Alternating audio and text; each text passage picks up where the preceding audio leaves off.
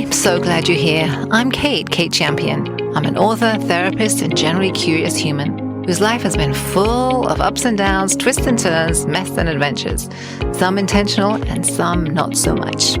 Welcome to Living Big Mindfully, a later in life podcast. Here are 3 questions for you. Are you ready? Are you in midlife or beyond? Or maybe struggling with next steps or finding your feet? Possibly feeling like something's missing, not quite right with your life?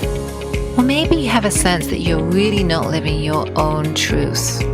Okay, you're right, that was way more than 3 questions. But were there any yes answers? Yeah? Okay, fantastic. That means that you are in the right place and this is the show for you. So grab a seat, get comfy, and join us for inspiring, heartfelt conversations. Conversations with real people just like you and me. Listen in as we chat about life, love, health, healing, and thriving well into our later years. And let's commit to creating honest, fulfilling lives and giving a high five to living big mindfully. One more thing. Make sure you visit katechampionauthor.com. Check out Never Too Late and You Are Limitless, my best-selling books. And while you're there, be sure to download your free hiking guide. And remember, check out our Living Big Mindfully community on Facebook. And please share your favorite episode with your friends. Thank you so much. Okay, that is enough for me. Are you ready? Great. Then let's dive in.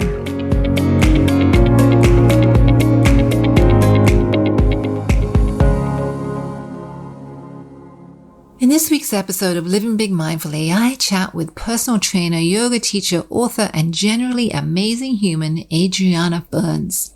Spoiler alert, Adriana is an inspirational powerhouse. Do not skip this episode. She starts with a bit about her story and then she jumps right in, sharing candidly about living with ADHD, addiction, and trauma. Plus, she shares deeply about the event that drastically changed the course of her life. Adriana is also a champion for women and women's health, so listen as she talks about how she began to reclaim her physical and mental health, how she sees adversity as an opportunity, and how taking radical responsibility and accountability for our choices is a must for self-improvement. This episode from start to finish is packed with tips, strategies, and sage advice. Oh, and Adriana wraps up by sharing a very generous discount code to products from Soul Friend Yoga.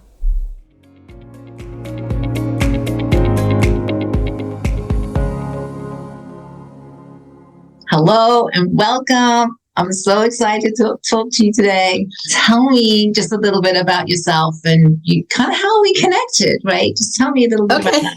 Yeah, sure. Thank you for having me first, Kate. So my name is Adriana Ferns. I live in Warren, Rhode Island right now. I was born and raised in Rhode Island. I'm a personal trainer at Bristol Total Fitness. I'm the head trainer here.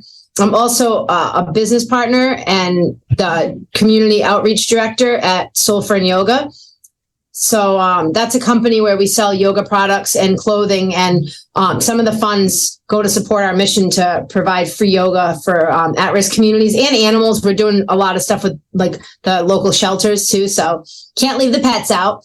Also, I'm a MovNat level 1 trainer, a yoga instructor. So I have a pretty good sports nutrition specialist. I get into a lot of different things. I have ADHD and I'm not medicated. So I've done a lot of work around that to try to not be medicated. So I definitely get into a lot of different things because I get bored easy. So being a trainer is a great job for me because you're always with the new personality every hour.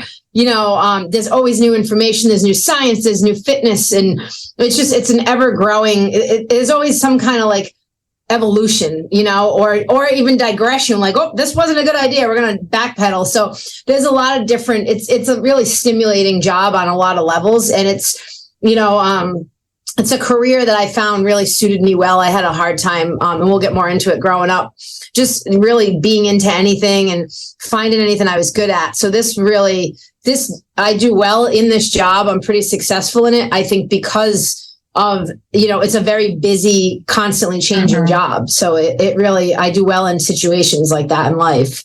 Yeah. Yeah. And talking about situations in life, I mean, you have a really amazing story. I'm really passionate about real people with these amazing stories. So you actually, if I remember correctly from your book, that you actually started this fitness journey while you were incarcerated. You started to get your life together. You started your fitness journey. You lost some weight.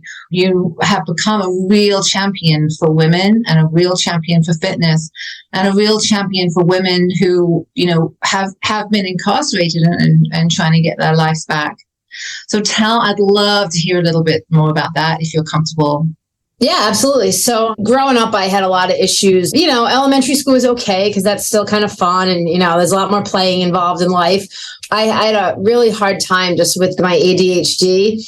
If I was interested in something, I was good at it. And if I wasn't interested, I just didn't. It's not that I didn't want to do well. I just couldn't. It didn't interest me enough to keep my attention. So, I'm 40. I'm going to be 45 in July. And, the ADHD train wasn't really, it wasn't as they knew about it. I was diagnosed when I was 13. So especially girls, they didn't diagnose as much because you didn't have the hyper, and I was hyper. So I was a really busy kid. I was physical. I was always moving.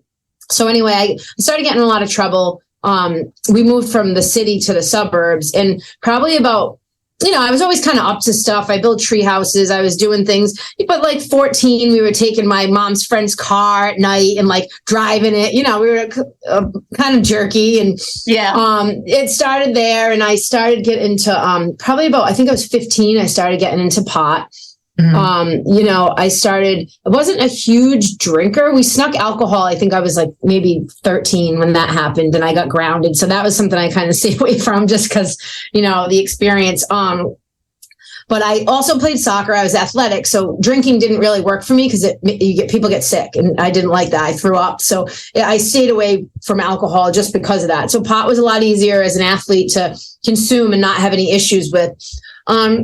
Then it got bad to the point. And there's a lot of stuff in just life where I think something definitely happened during my childhood that I think I disassociated with, some kind of trauma, I think. And it's weird because I had a therapist back in the day and I'm like, maybe we should hypnotize me to figure it out. And she had a good point. She said, you're living okay.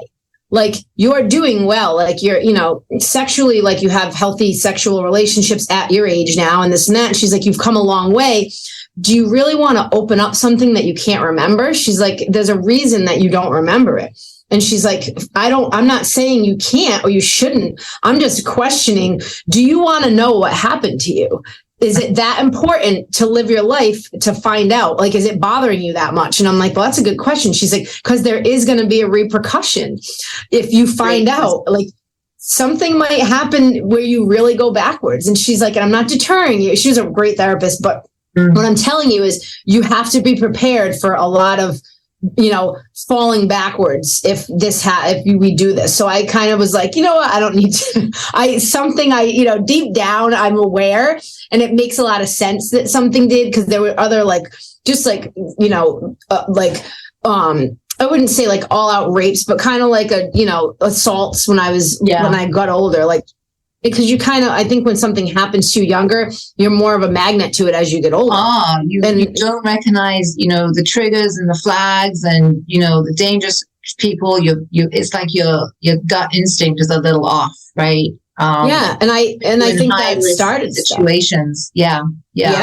And I was always putting myself in those situations. I was with, it started getting worse as I got older. I started doing different drugs, psychedelics. Then I started with cocaine. That was really my downfall, and as you read in my book. So I was probably, I'm going to say I was 19 when I started doing cocaine. And because I have ADHD, I liked it. The stimulant is perfect for the ADHD brain. I felt so smart. I was like, I'm so smart when I'm on this. I'm artistic. I can write. Like, I loved it. And, some of my other friends were into like downers. I'm like, this shit sucks because I don't want to feel like that, and I really gravitated towards it and to a really bad place. And, again, I was just doing things, sleeping with people, and like, with consent and with that, like I put myself in situations where I drink so much as I got older to come down. And then it was just a really slippery slope. So it got to a point where I was really going downhill. And it was 2007. I had smuggled pot from Arizona to Rhode Island, numerous times, as you can see in my book. And then a friend of mine was like, let's do this big deal. I just need you to hold on to this meth and then we'll drive it somewhere or someone will pick it up. So needless to say, to make a long story short, one of the people involved had been caught doing something across the West Coast coming home or coming back here. And so he set us up to get himself out of trouble. So, it was the weirdest thing. I'll never forget. I had been up a few days partying and I'm driving, and I don't know if you listen to the Beastie Boys, but the song Sabotage came on, and I hadn't slept. So like my whole head was like, this is weird. And I told myself, I'm like, I'm either going to make a lot of money and I'll get clean, or I'm going to end up in prison. And the latter happened, where I got caught. And it was a relief, like when it happened. And it was crazy when it happened. Like, everyone's seen that show Cops. There were like helicopters. There was like somebody on my back with their knee. There was guide guns to me. Like, it was wild. Yeah. And it was strange the way I felt when it happened. I wasn't sober either when it happened, but I felt relief. I felt like I could stop running. I felt everything just stopped. And I felt like, I wouldn't say good is a really weird word to use, but I felt like, like I can rest at that point. Yeah. So let's just take a moment. That's powerful, right? So let's just take a moment, maybe just take a breath, and just as you share that with me and you kind of reflect on that. I mean, that was a pivotal moment in your life, right? That was a pivotal moment that you kind of reflect on that. What do you notice coming up? Like kind of thoughts, feelings, images? What comes up for you? I think when I say it and I hear it, I feel connected to that feeling where that was pivotal, where it changed my life. Like, I don't feel sad that it happened in any way. I feel like that was essential. Like, I wouldn't be here talking to you today if that moment didn't happen.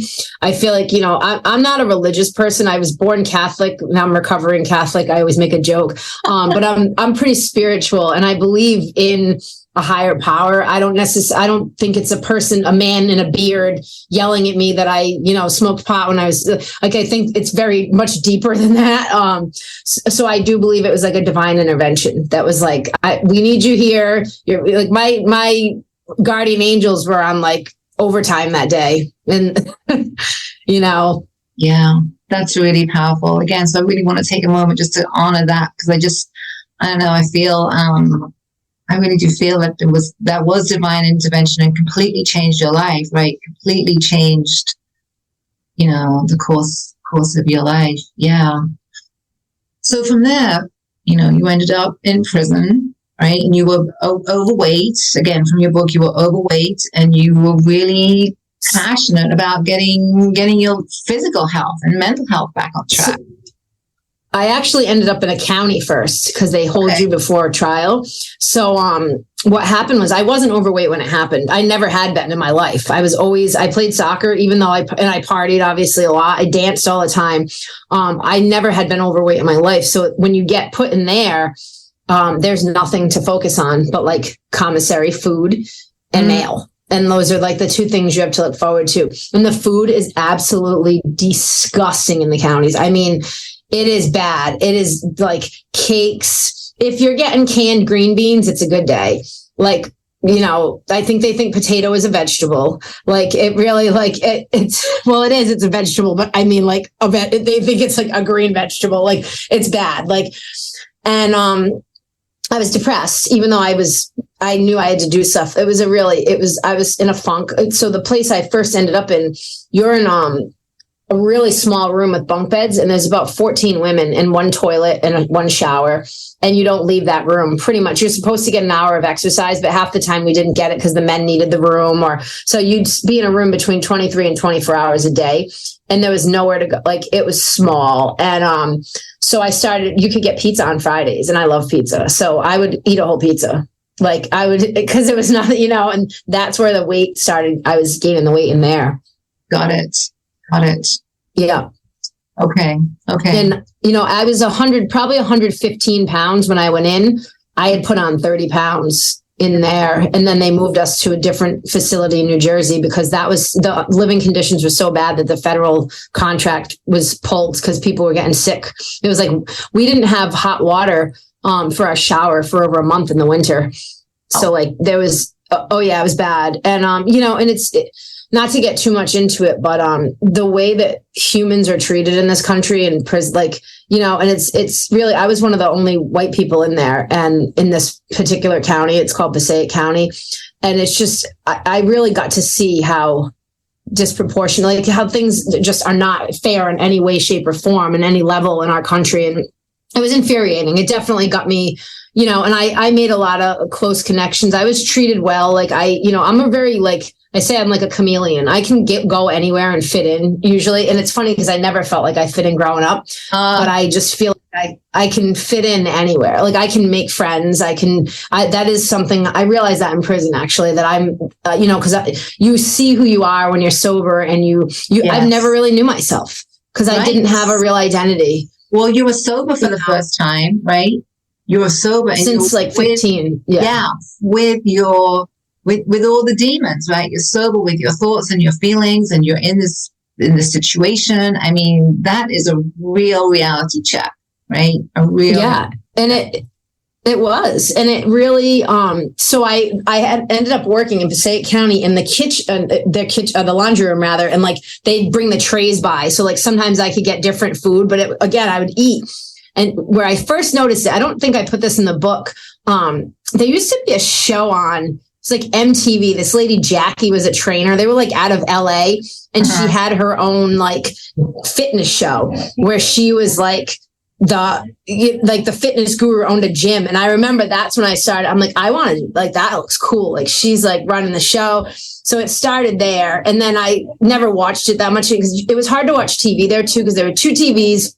One in English and one in Spanish, and everyone would fight over them. So I just assumed not to bother watching TV unless something I liked came on, because there were two tiny TVs. And when I was in the laundry, I got to watch TV by myself.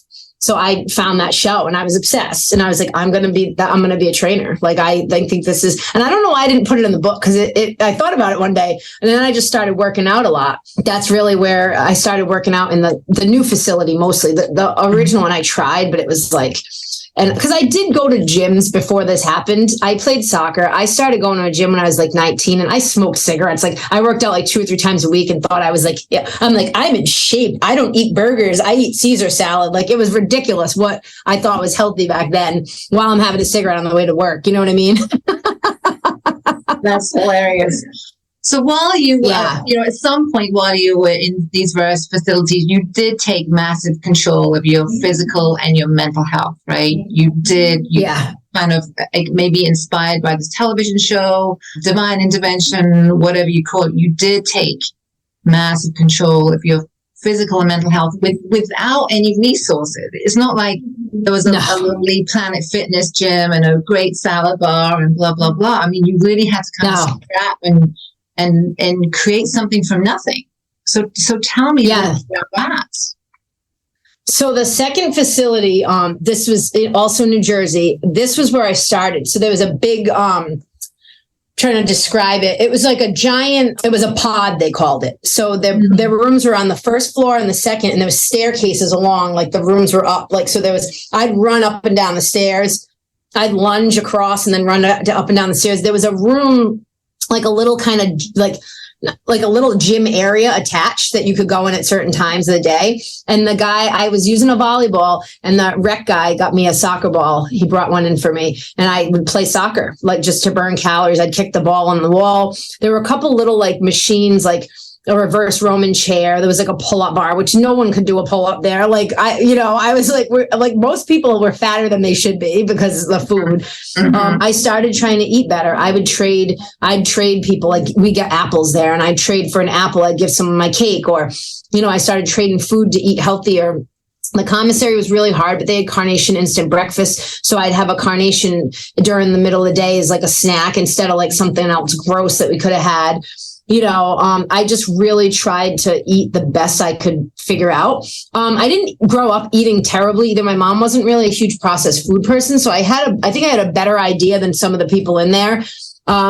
People made fun of me for working out. They're like, oh, blah, blah, blah. And then I'm like, oh, yeah. And I said something one day. I'm like, because I was in a rough situation. There was some rough people in there and also like beautiful, like amazing people. But people would bust my balls. I'm like, you know what? You bitches, excuse my language, but you're all going to be fat when you get out and I'm going to look good. I'm like, so keep making fun of me.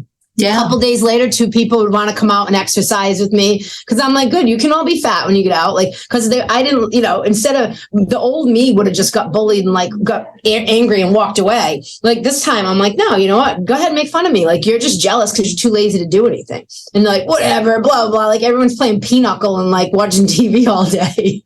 Yeah. And I was tired of it. I looked in the mirror one day. I'm like, I'd never been fat in my life. And I was like, I am not going to be a fat person. Like, and I'm not going to do this. And if I'm trying to change everything about myself, I need to go from that too. Like that was, at least that wasn't an issue when I got in and I created a new issue coming in.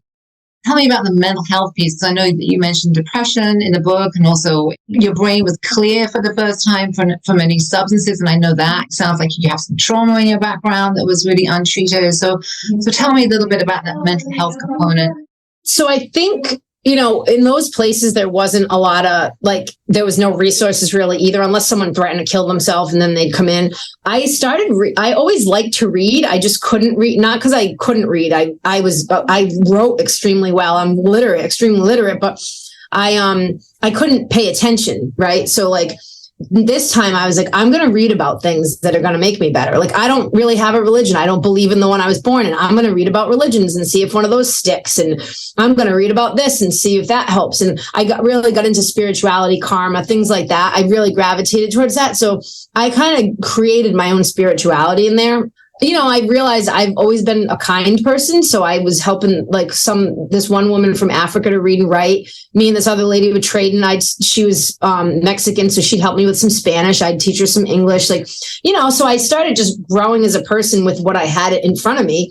And I think that was the mental health piece too. It was like getting to know myself, like being like, you know what, I'm alive. I'm going to have to change because I can't live like this anymore. So how am I going to get better? And I would read a lot. I'd ask for people to send me books because that's really all you can do in there. And I would read magazines. I would get subscriptions to magazines, like psychology magazine, because I like psychology. I did go to junior college for a little while, and I took psychology. We had it in high school. So I gravitated. I feel like I did a lot of my own work until I was able to get to the federal level. Because once I got sentenced, I was put in federal prison, and that was a lot different. There's a lot more resources. So in your book, you also talk about that, you started this fitness journey, and like you said, it was you, you were the outlier, but over time, you actually had a following, you actually taught fitness classes, you actually got certified, you actually got funding somehow for equipment, and really started kind of whole program. I mean, tell me about that. That's wow. So when I started in the federal level, I was in the camp, they call it. It's like where Martha Stewart went, not the same place, but that's it's one guard, 200 women, super it's I wouldn't call it fun, but it's laid back. I was sleeping with women. I wasn't getting, not that I wasn't doing, I was still working out every day. I had a job. I learned how to paint there, legit paint. And it's funny because I can paint well, and people you do know how to paint. They're like, where'd you learn? I call it college. And so I got a skill while I was there too, which is cool. Because I was in the construction, so we got to do construction on the officers' houses. And I ended up I started yoga there. Actually, this one woman, this older Asian woman, would do the tapes. And I'd asked her one day if I could do yoga with her, and I would do yoga there. Then I decided that I needed more than the 40-hour program they were going to give me. I'm I was an addict since I was 15. Nothing, this 40 hours is bullshit. I'm hooking up with chicks. I'm not doing the right thing here. Your thinking isn't changing, right? Your thinking isn't changing. Yeah. totally hear you. Yeah. And they said, there's a program behind the fence and they might give you a little time off and it's a lot more intensive. So that's where I went to the drug program behind the fence. And that's where I ended up at the gym there. I started working there just to like clean at first. And then I ended up doing abs there all the time by myself, like just working out abs. And then a bunch of women were like, can we come do abs with you? And then finally the guy's like, you need to have a class. You're taking up too much room. So I'm like, well, I only clean. And he's like, well, I'm going to give you a class. And I had to take a test. Like they make you take a little test to see if you can help, teach people. Yeah. And it went from that to, I ended up taking over this. Well, this is the scary part. This one woman who had life. And I'll give you a little, I like to do like, I'm an imaginary person. So just picture this woman and she has a gold tooth. She's got life, gold tooth with a dollar sign. Like she's a gangster. And they decide that she got put in segregation again, because they always segregate everybody if you get in trouble, and then she got in trouble. So they put her in seg. So once they segregate you, you don't know how long you're there. Like they can tell you it's a while. It's like right now you're stuck. Basically, you're not in Gen Pop anymore for a while. So they're like, do you want to take her class over? And I was like, no. And then I'm like, I'm freaking out. I'm like, I don't want to take her class. Like she's going to get out and fucking kick my ass, And they're like, please, can you take it over? And when she got out, I explained what happened. I'm like, look, and she was cool. She's like, I'll do the other class. It's fine. Like, I'm like, I'm not trying to take this from you. Please. Like, I want to take it back. And she was okay. And the class was cool. I did a circuit and, me and this girl I was actually talking to at the time in there, like hooking up with, she helped me with some of the stuff because we just used fitness magazines. Like I had no idea. And, we started doing a class and then I ended up, and even there was like a gym with like weights. I did my own workouts there. And sometimes people wanted to work out and I wouldn't because there was it was like called a hustle in there. There's one woman who was a trainer, like allegedly, she just decided that's what she was going to do. And people would come up to me and I'm like, nope, because she's making money. Like she's charging them commissary. So you have to be really careful about like stepping on people's feet in there. And that was another thing that I was good at is like really working around. So I wouldn't train people, but I'd work out with people and it really became passion. Like I was good at it. I lost a ton of weight. I looked great. I was eating, and there they do have a salad bar. So like I was actually, and the food's not amazing, but compared to what I had, it was like the best thing, and I ate salad. I gave myself little indulgences, but I ate really well, it as well as you can in a situation like that. I was feeling good. I was doing my program. I followed the rules, obviously sleeping with women, you can get in a lot of trouble for doing that there because you're not supposed to, but there's a couple of rules that you're there. You need companionship. Not everyone's perfect, but I followed the things I felt I really needed to stick with. And I paid attention to I took ownership of what I did wrong. This is me. I did this. I wasn't, feeling sorry for myself or blaming it. Like, oh, it's my boyfriend or my girlfriend or someone did this. Cause a lot of people, even in those programs, had those attitudes. Yeah. That is a great point and something that was powerful in your book. I mean, you really took a responsibility and accountability for everything, right? I mean, you really did. I hate this phrase, but you really did own it. No shaming, no blaming others. That is powerful. That is powerful. And so is that like a character trait of yours, or did you learn? Because that's a big switch mentality wise. My dad was kind of like a, no nonsense guy. He was great. He was funny. Like, he busted you up, but he was kind of like a no nonsense guy. And I think a lot of that was like, I'll give you an example. I was 17. I had a driver's license. I had a job. It was from a town. It was in a town like a half an hour away and it was snowing really bad. And I said, they want me to come in because they called on this is when you had you couldn't have privacy at your house, like the kitchen. I answered the phone in the kitchen. He's like, who's that? I'm like, it's Shoney's. They want me to go in. My mom's like, that's really bad. You shouldn't drive out there. Well, no one else will go on the salad bar. No, it was ridiculous. No one showed up, but needless to say, and he's like, you're going to get your ass in the car and drive to work. If they need you at work, you're going to go. I'm like, Dad, what if this night? He's like, I taught you how to drive in the snow, go slow and get your ass to work. So I was like, oh, whatever. And I did nothing. But, I think he was pretty tough about things. I was still a terrible child, but, he would say things like, everything, it was just like, too bad, suck it up. Like, or this is your fault. You did it. Like, why are you upset? You're the one who did this. Like, I came downstairs, he grounded me one day and I said, are you upset with me? You know? And he goes, why would I be upset? You're the one who's grounded. Like, it's not my problem. It's yours. So I think that was instilled in me a lot, you know, That's now powerful. yeah, I love it now. I get my dad passed away, but I get such a kick out of some of the one-liners, and it was because it made me insane as a child, you know? Sure.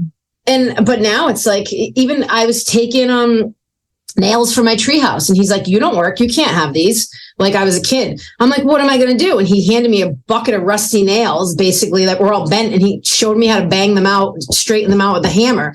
He's like, this is what you get when you don't work. You'll get something. Like, so everything was like, own it. It's yours. It's your problem. It's not, you know. So now when I think back to it, I think you asking me that question is because no one's asked me like why I'm like that. Or I think I do have a guilty conscience. So that's some of it too. Like, if I do something wrong, I do feel really bad.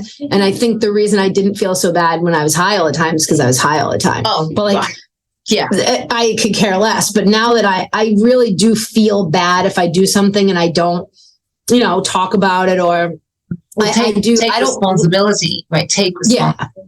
Yeah. Yeah, I do. I actually feel terrible when I do something, or I wrecked something, broke something, I borrowed something, and something happens. I don't feel well. And it could be the simplest thing and I won't feel good. You know, I don't know where I'm assuming it's how I was raised. Or, you know, sometimes I think some people have it in them more than others too. Yeah. I mean, I think it's complicated. It's a whole nother topic, right? But I think it's never one thing, right? It's complicated. There's a little bit of genetics in there. There's some character in there. There's some, you know, environment in there. And then, you know, you have to be able to take some of that ownership for yourself, because that's also a decision, right? You could be blaming and moping around and how am I going to get out of this sucks, blah, blah, blah, right? But you're not, right? You are just killing it, right? You're just killing it. You're taking responsibility and you're getting up every day and you're working out and eating right under the craziest conditions, and you're still doing it today, right? This is also just days. This is but still embracing this today, this mentality and this lifestyle. Yeah. And I've actually gotten a lot better. When I got home, you know, I was allowed to drink at some point when I got home, and I liked wine. Like, I wasn't worried. That wasn't really my issue. So when I got home, I did, like, when I was allowed to again, like, I'd have margaritas on the weekends, or I'd be like, you know, and any free person in their like 30s, you know, I think I was 31. And so I was enjoying myself, and, you know, I'd eat crappy on Monday because you're still feeling a little funny. And now I've gotten to the point where I don't do that kind of stuff either, you know, and I've gotten a lot better. My eating habits have gotten even better than they used to be. I find that I'm growing more than I did even when I thought I was doing well. So I like to grow as a person. there's a lot of things I really still need work on every day. I struggle to be better, you know. We all do. Yeah. We all do. Yeah. And I think that's powerful too, to recognize and have the humility, right? To say, I'm constantly learning. I'm constantly growing. I don't have all the answers. You know, I'm open, right? I'm open to learning. I'm open to growing. I'm open, you know, to getting up every day and doing the work, right? There's power to that. There really is power to that. We've covered a lot of ground already. So let's pause a moment, let's kind of take a couple of breaths, and I just do want to check in with you. Yeah. How are you feeling? What's coming up? What are you noticing in the body? Well, this is the first time I've actually had anybody other than just like people who are curious who I let read my book ask me questions about it. I'm still at the point where I haven't shared it with everyone, or just my story. You know, it's funny because it's who I am today. There's also still like a stigma. So sometimes there's that insecurity in the back of my head, or I just don't feel it talking about it. You know, I do want to share my story, and there's a lot of things I really feel like can help a lot of people. It's just, it's kind of comes in waves, you know, where like talking about it, having you interview me for it, it's really different. I've never had anyone actually like a professional interview, you know, other than like people asking silly questions or some good ones, but you know, Orange is the New Black came out and everyone's like, oh my God, is that, you know, and I'm just like, so it is. And it's like, that is a big thing too, that when that came out, I kind of stopped talking about my story because it really, some of it's similar, but it made it kind of ridiculous. I'm like, I don't want to get into like that. It doesn't serve me well to even talk about my story right now. So that kind of put a damper on me trying to share, because I was like, I don't want to answer that. Like, you know, where this is my life. This isn't a TV show, right? You know, right. So am I interpreting that as feeling a little vulnerable, feeling a little unsure, a little vulnerable, am I interpreting that incorrectly? Yeah, definitely. I mean, not so much, I feel good talking to you about it, like, and talking on this podcast about it, just because I feel like a lot of your listeners they've read your books, which are amazing, by the way. And I feel like, you know, coming out of that, like, really becoming somebody because of your issues, traumas, anything, you know, it goes well with what you're trying to spread. So I feel comfortable sharing my story because I feel like this is the kind of platform where people are listening to be like with their hearts. And it's not like someone being like, oh, is that show on Netflix? You know, that makes me uncomfortable. And the stigma, I feel like there is a huge stigma, and I still struggle with that. Even with my company, when I try to do free yoga, it's like, I have to do a background check. And it's like, oh my God, should I tell people, or is it going to show up because it's federal? Like, there's all these questions. Are people going to look at me differently?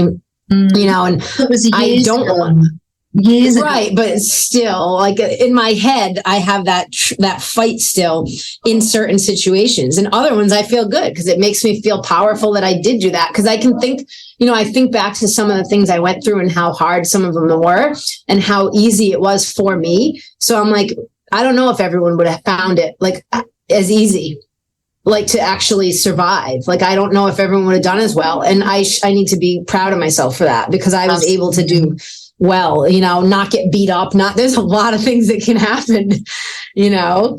Yeah. I mean, you really almost thrived, right? You took this really sucky situation and you turned it around.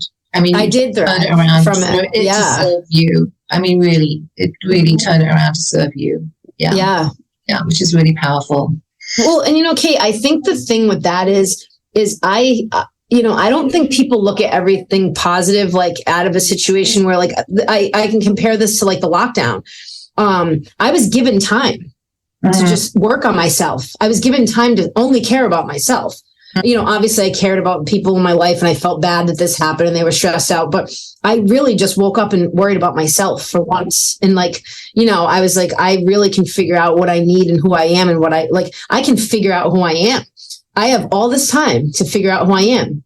And it's like, I have all this time to read books and do things, and, you know, and the food sucks and there was a lot of really shitty things. But, you know, at the end of the day, it was like, it was similar when the pandemic happened. I'm like, who cares? Like, I can do my fence. Like, I can do all these things. Like, so for me, I think I always feel rushed and overwhelmed. And so it feels, when someone handed me, the universe was like, you're going to have all this time to work on yourself.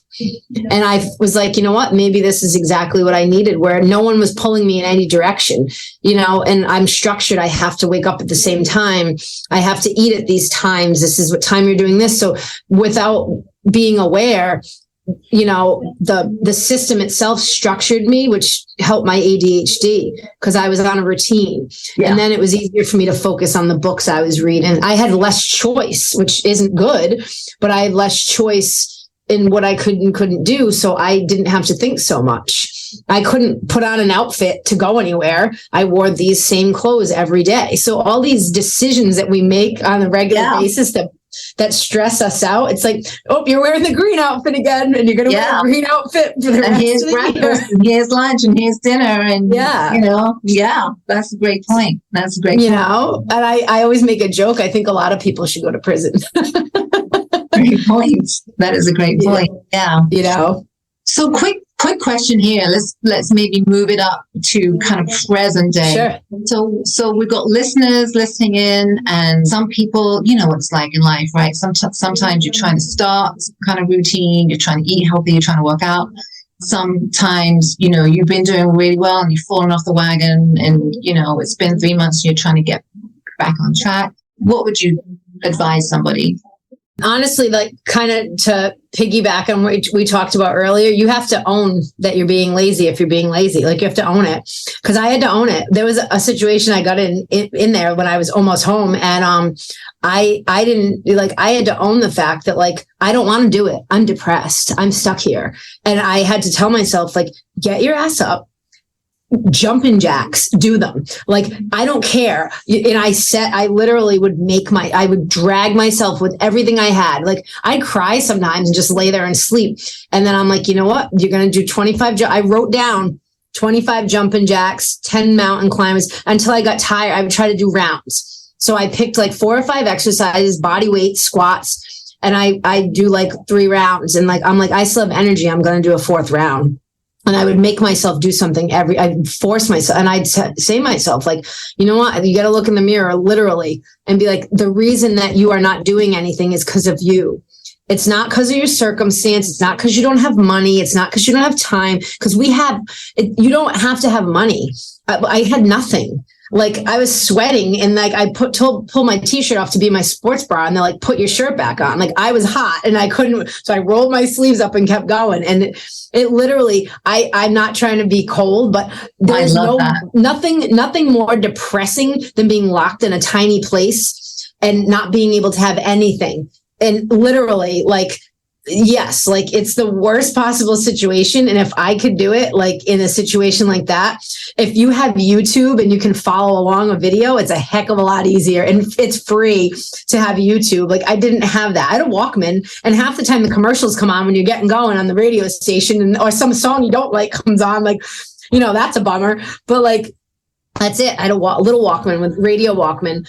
And it took everything in my soul, but you know what? I wanted it. And that you have to tell, you can't say, oh, I wish I looked like this, or I wish I could do that, because you're just feeling sorry for yourself. So the first step is stop feeling sorry for yourself. Like people have it harder than you. And that's the way you have to look at it. And if you want what you want, you have to work at it, and it's going to be hard. It's not going to be easy. You know, nothing in life that is worth anything comes easy. You have to fight for it. It's just the way it is. And then the satisfaction that you did it. I would be done and I'm like, I did an hour of body weight movement, an hour in a tiny, tiny box in the size of like a bathroom, you know? Yeah.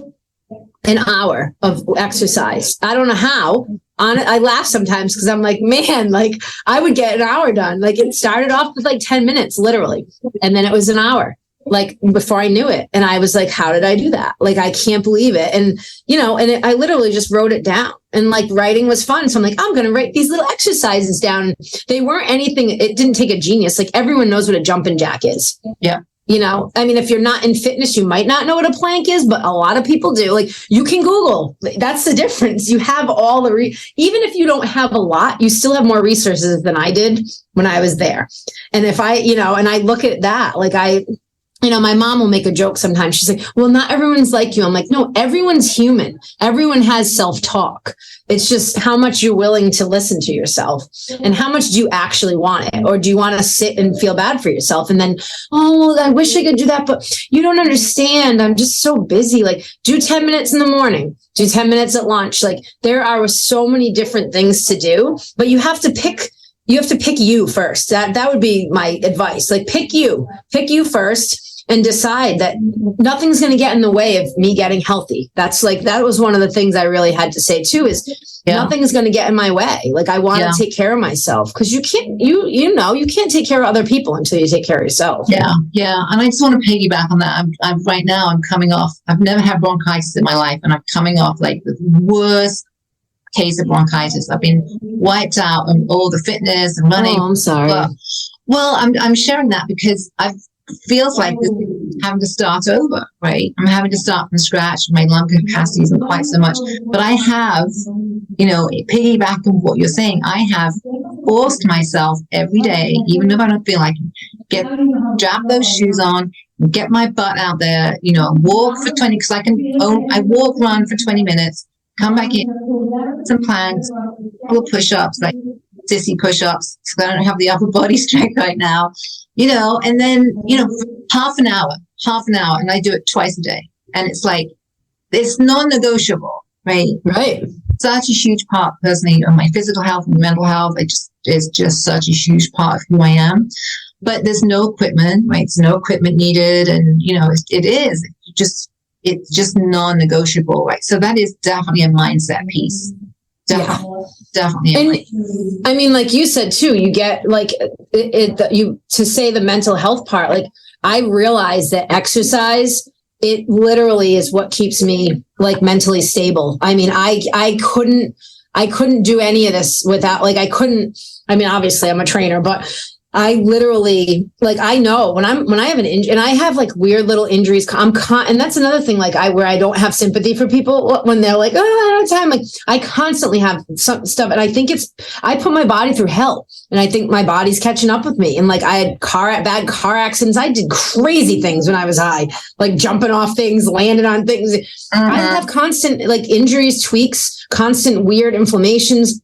Constantly have something wrong. I still play soccer. I still obstacle race. I got hit in the face with the soccer ball 2 games ago and I got whiplash. I'm just coming off that, and I still worked out every day. I was cranky because I couldn't do what I want, but it is mental health too. And it's such a crucial part of my mental health. I'm a therapist, right? So I work with lost trauma addiction, and I have to tell you, I practice myself, but preach to everybody. That food and the movement and the hydration and the sleep, right? All of those, and also a sense of community, right? Those are all crucial elements in all of our mental health. Whether you have an official diagnosis or just general in our mental wellness, right? Those things they are non-negotiable. Yeah. Yeah. And I find that in my life, and I find that in the life of the people I serve too, right? The ones that tend to get some kind of exercise, they sleep well, they're hydrating, they're eating well, they just do better, right? They just do in general. Yeah. Yeah. So powerful. Thank you for sharing a bit of that journey. I appreciate it. Yeah.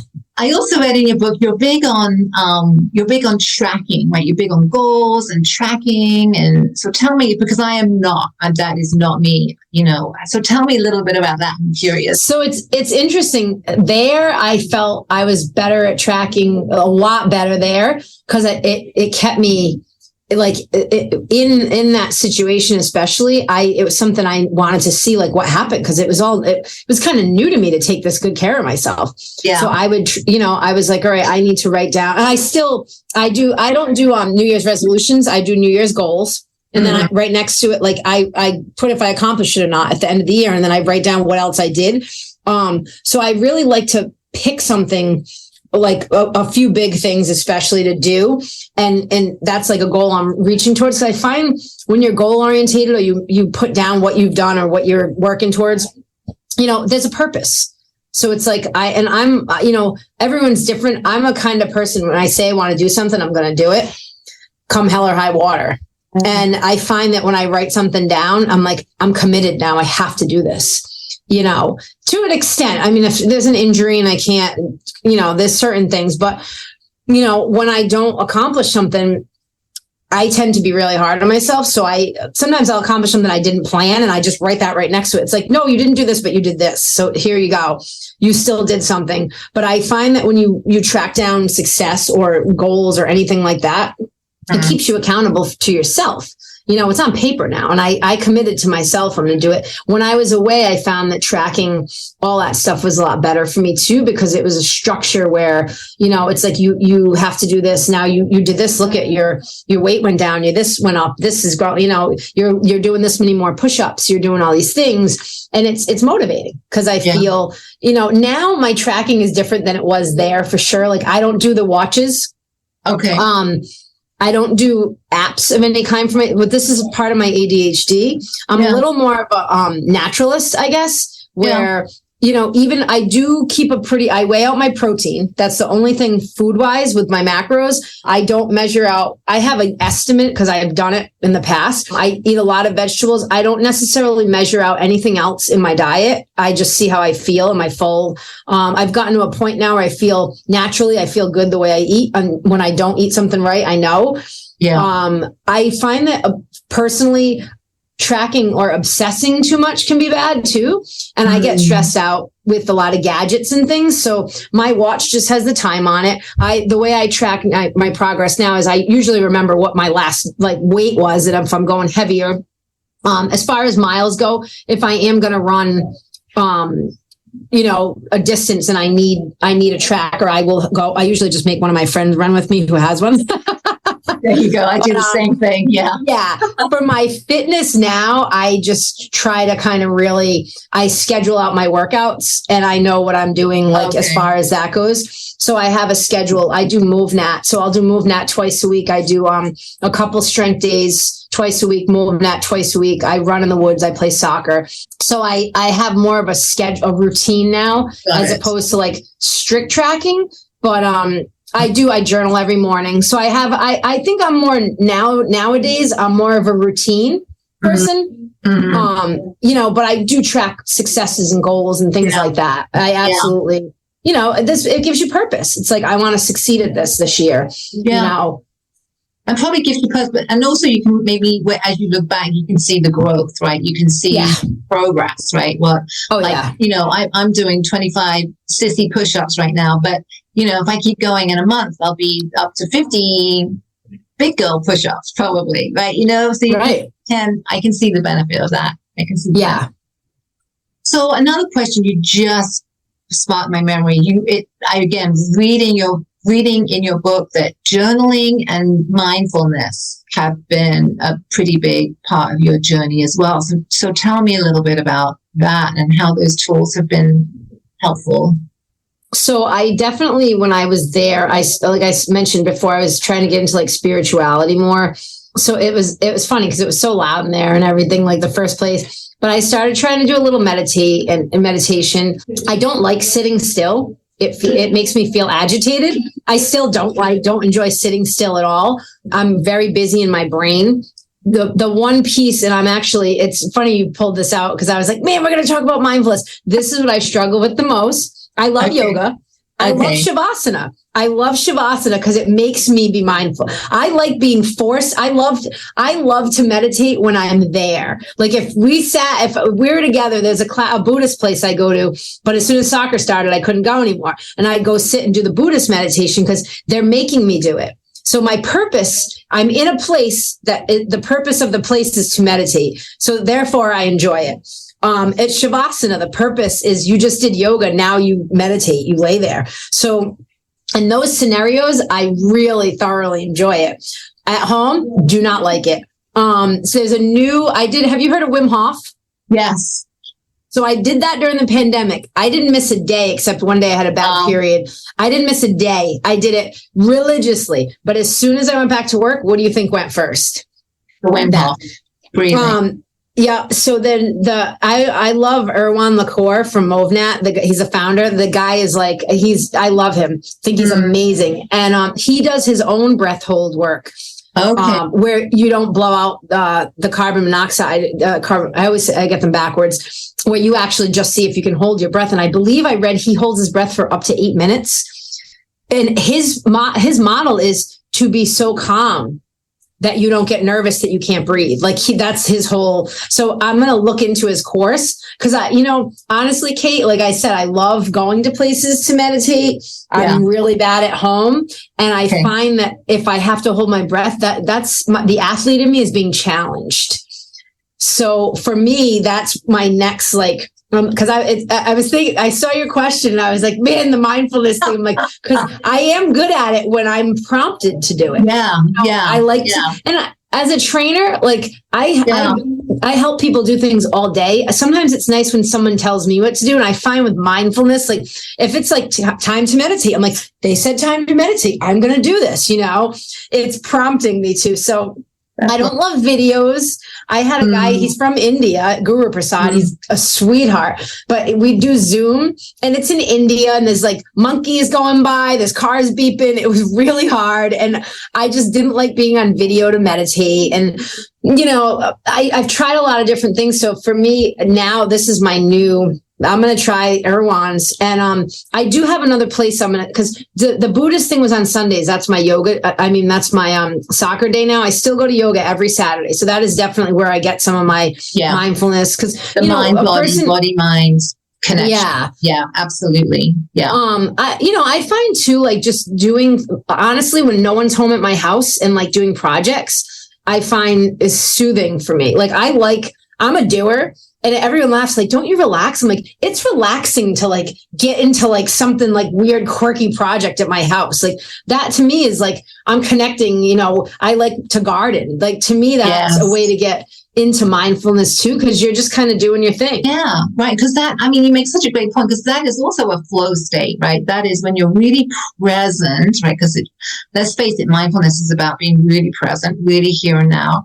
Right? When you're into a project like kind of gardening or painting or whatever that is, you're in this kind of flow state, right? You are just focused on the thing. You're not, it's like this feeling, right, that time just goes. You're just really in this moment, and that's beautiful. I mean, that is mindfulness at the essence. And it's, like decluttering is my favorite, like purging closet stuff. And honestly, it comes back to being in prison, where I'm like, I didn't have anything and I lived fine. Like, why do I need all these clothes? When's the last time I wore the shirt? Someone else can wear these. I love purging. Is probably, it's funny. I didn't even put it towards mindfulness, but purging is super good for my mindfulness, because I don't think about anything. I really get everything out, and then I have less stuff, and I feel someone with my brain.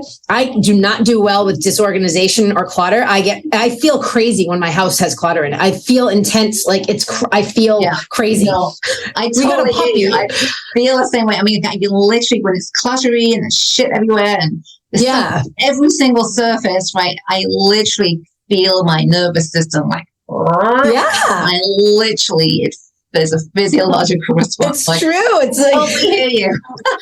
And like, we got a puppy recently, and like, I'm getting used to, he pulls all his toys out of the toy box, and I'm okay with that. But like, we just weren't organized because of him for a little bit. Yeah. And I'm like, I came home to my wife, and I'm like, I can't do this anymore. I'm like, we have to clean everything. And she's like, I feel you, babe. I'm like, no, like today, like it has to be done, because I was losing my mind. And like, to your point, it's like the mindfulness comes in a lot of ways, I think. I do feel I need to find, this is where I'm going to try Irwan's. I need to find some space, like not, I'm like, do I do this? Because I felt like when I was going to the Buddhist place, the once a week made a difference. So I think the pressure of like, everyone's got this, you just need 5 minutes a day. You need 10 minutes a day. And I think the pressure of what I'm hearing about mindfulness and how you should do it, that turns me away too, where I find if I can find a couple days for like, it might be, I was almost 90 minutes I went. I'm like, so that whole 90 minutes and packed in one day was better for me than 5 minutes a day. Cause I don't like that. It takes me a half an hour to get into it. That's a great point. Yeah. Yeah. So, and it's like so many of these things, I just want to say to you and to the listeners, there is no right way, right? There is no one right way. So just, whether it's therapy or mindfulness or even working out, exercise, food, right? There is no one way. It's really trying to figure out what works for you, right? Right. For you. I think that's so important. Yeah. So important. So tell me a little bit about your life today. What does your life look like today? So present day, I have a house in the town of Warren, and I live with my wife, 2 cats and a dog. I used to compete in obstacle races. I had a back surgery, an ankle surgery I had broken my ankle skateboarding when I was 25, and then the hardware worked its way out after a race. So I had it removed, but the doctors broke my ankle, and that was traumatic. So from 2018 to 2020, I had 2 surgeries, and then and I also tore ligaments in the good ankle, like really bad. So I had a little depression and hiccup there. But other than that, I was competing in smaller obstacle races, like the 5K for speed. I did some Spartans. I've done a couple Tough Mudders, a lot of local obstacle races are smaller ones. Soccer, I still play soccer. I definitely love that. I love getting out in the woods and running. That's probably one of my favorite things to do still. And it's things happen. I've been told I shouldn't run. I couldn't run. I went and got PRP. I was running again. I am determined to constantly trail run. Like, I don't care how slow, fast. Again, that really is meditative for me. Yeah. So I've been doing that. Soul Friend Yoga, the company that my friend started and had me come in, that's been good because I feel like I do enjoy giving back, and it hasn't been as easy to give back to certain populations just because of like red tape and things like that, like bureaucracy. But we're really trying to get just to help people, I really do enjoy being a personal trainer too. Like I really like to help people change and have their attitudes different about exercise. I have some people come in here and they love it right away. They like doing the most monotonous things with me. I have other people like, I hate all of this. I'm only here because I need to stay in shape. And I'm like, that's a challenge for me I'm going to find what you like. And being a MovNat trainer is great because MovNat is different than any other training. Tell me about MovNat. I'm honestly not familiar with that. So tell me and the listeners a little bit about what that is. Yeah. So MovNat is, it's basically stands for natural movement. Okay.